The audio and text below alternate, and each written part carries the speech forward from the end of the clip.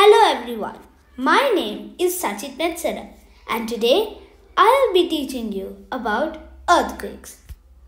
First of all, what are earthquakes? Earthquakes are the result of the sudden release of energy in the Earth's crust that creates seismic waves.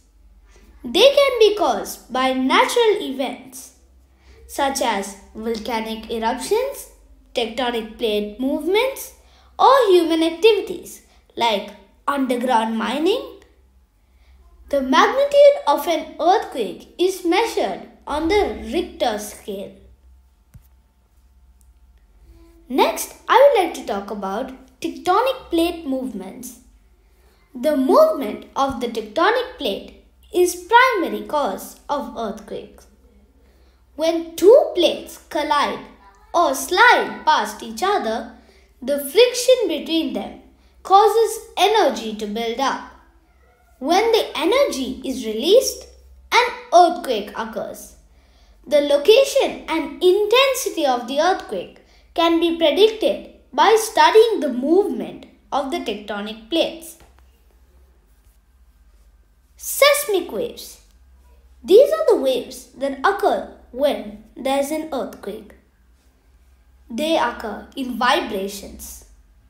Seismic waves are the vibrations that travel through the Earth's crust during an earthquake. There are two types of seismic waves, which are the P waves and the S waves. P waves are much faster and can travel through solid and liquid materials, while S waves are much slower than the P waves and can only travel through solid materials. Earthquakes carry various hazards and they are mostly dangerous. They ruin infrastructure, buildings and the livelihood of people.